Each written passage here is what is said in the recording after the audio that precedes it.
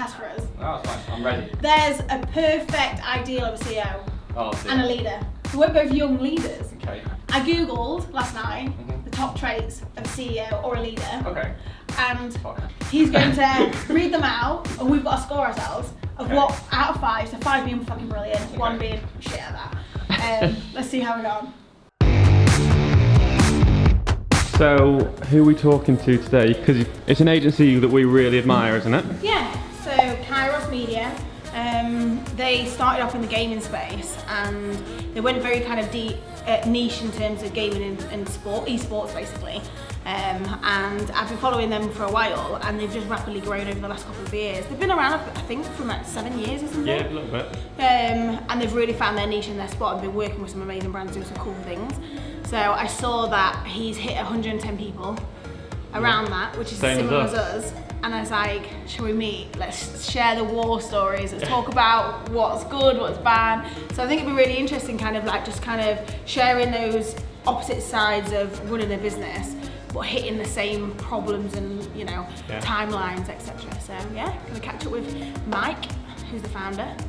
Ex-professional gamer turned entrepreneur. Yeah. That's a cool story. Well, this is what I want to know, is in like, could he make more money as a gamer? Like, what made him change and think, actually, I want to start my own agency? Yeah, different, like, isn't it? Yeah, really different. But I also like, I think it's such a vibe. Like, I know quite a few people that have gone from the gaming or sporting space and then gone into agencies. Similar to Go Agency Go, it's super similar.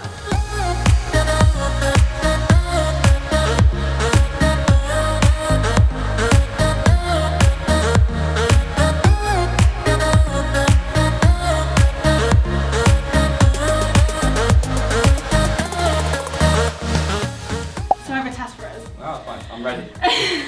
There's a perfect ideal of a CEO and a leader. So we're both young leaders. Okay. I googled last night the top traits of a CEO or a leader. Okay.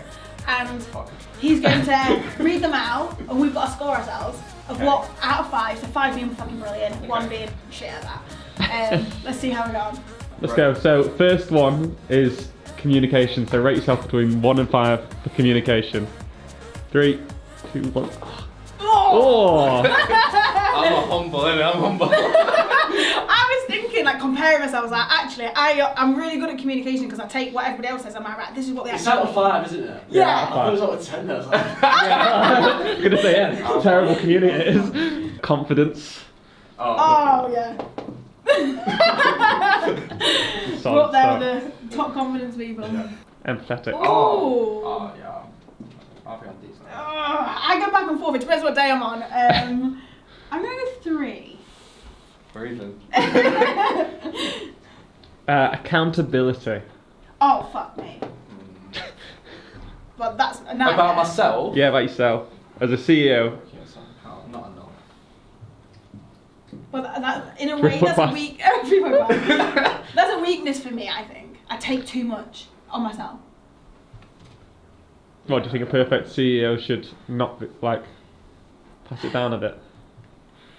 I think we should take accountability, but I also think we need to hold other people accountable. I think it's too much pressure as leaders. I agree. That's like, You can't hold it all. To learn. Like, so I don't think I keep myself accountable enough for the accountability of others. Yeah. So what I need to do, if a member of the C-suite is not doing X and Y, I still need to call them out on that more. And not feel like you're on your own. You've got a team, you know, and I think that's what accountability really is, passing that down. So. Humility. Ooh. 2? Yeah. Why? Look, you've been called out here. I don't know, I think I'm back and forth on that one as well. More just because I think I have an ego problem in the past. That's what it is. Yeah, that's fair. Honest.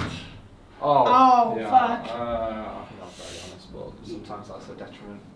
Yeah, same. I'm going to go 4. Yeah, same. Because I can hold myself back. I'm learning to. Really? Yeah, I think it's very difficult. I'm way too honest in certain situations. Oh, I think, really? again, like, as you grow in the business, sometimes you need to keep some stuff to yourself. Do you know what I realised? I thought I was the most honest, brash person you've ever met, and then I hired this consultant, and she's fucking honest. Oh. I was like, whoa! I thought I was like number 5 on this, but no, I've realised I'm maybe. It's also like you got to be honest about feedback as well. Yeah. And that's a hard. That's a hard thing. Like, Critical feedback. Yeah, and especially stuff. against a senior person or something similar. Like I had to do something recently. He was like giving me honest feedback, and Yeah. and everyone went a bit quiet. And I just mute myself and I'll fucking do it. I'll tell you. Yeah, no, but he took it incredibly well as well, which I think was a good conversation. Innovative. Ooh. I'm giving myself a point. Ooh. I'm kind of going. I like these. I have done point, Jen. Half points. Now I'm rounded up again to whatever number I was on. Yeah. Optimistic. Are you both optimists? A bit too off. Yeah, I think I'm 4.5. You've copied now, going decimal places. Yeah. Try to do it bigger. I used to be way more. I used to be 10. Intelligence. Ooh. Oh, come on, like. You gotta academic intelligence or like I think business intelligence? in your space.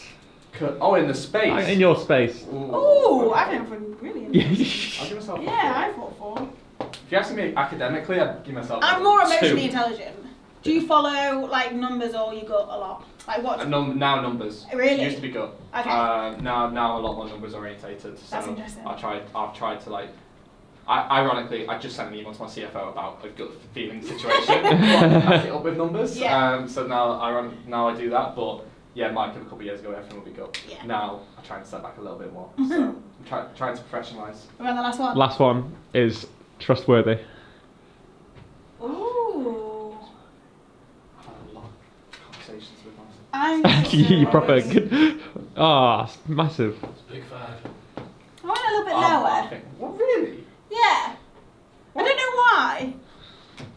Go on, you got to talk that through now. Yeah, you. Come on.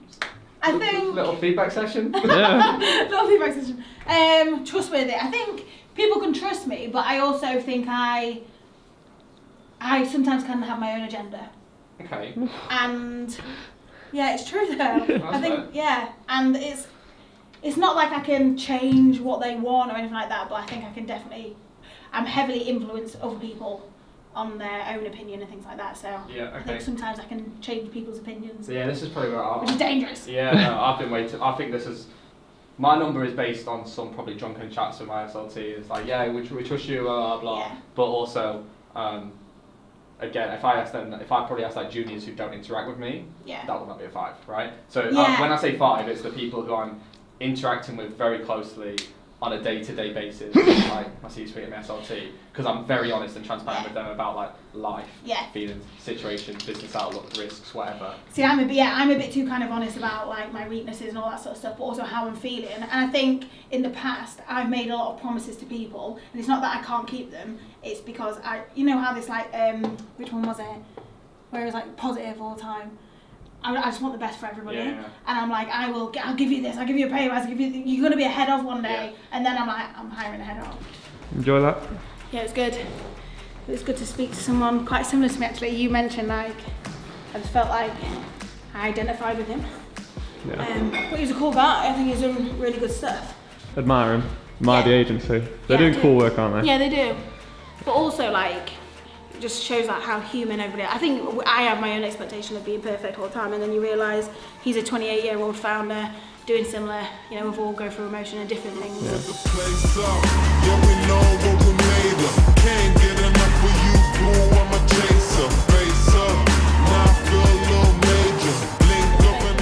Bill, I think you should lead the chant. Like, Should I call the play? You can call the snare. Okay, Yeah. so trips right, Y motion.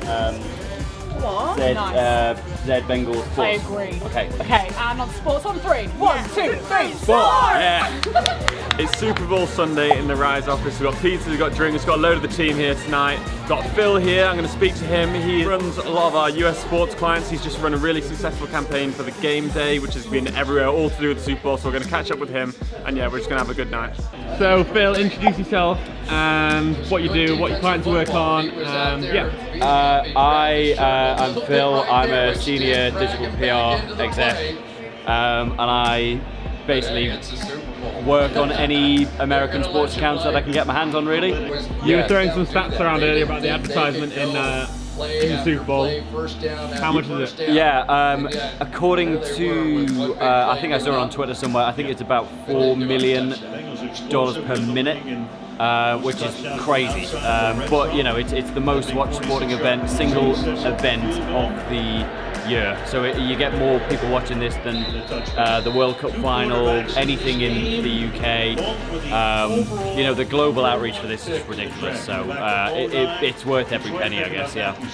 You're working on one of our most recent US clients, and they've just had a campaign go live, all to do with the Super Bowl. Do you want to talk about it? It's for, who's it for? So it's for the Game Day, who are a sports betting client of ours, and got great results from it. We had over 40,000 page views, which is great. About 10,000 sign-ups to the actual event, which is great. We're looking into it, but it could be ridiculous numbers that we got for this. Maybe a over huge amount of organic reach, drove loads of website traffic. Yeah, exactly. You know, I think that the client's really happy as well. We're really happy because we, you know, the client only came on board a couple of months ago, which is great. And we sort of turned this around really quickly because we knew it would be a great campaign. And yeah, it's great to see the results from it. 30 seconds of advertising space costs $5 million at the Super Bowl. It's the most expensive advertising in the world. There's been a really good ad tonight by Coinbase, so shout out to Coinbase, where they had a QR code fly around the screen like an old school screensaver. Now what will have done, everyone will have had their phones out and everyone will have scanned that QR code and drove traffic to their website. So a big shout out to them. Nearly as good as one of the Reddit ones I saw a few years ago. I think it was a few years ago, where they did a 5-second ad and it was seen as one of the most successful Super Bowl advertisements that year.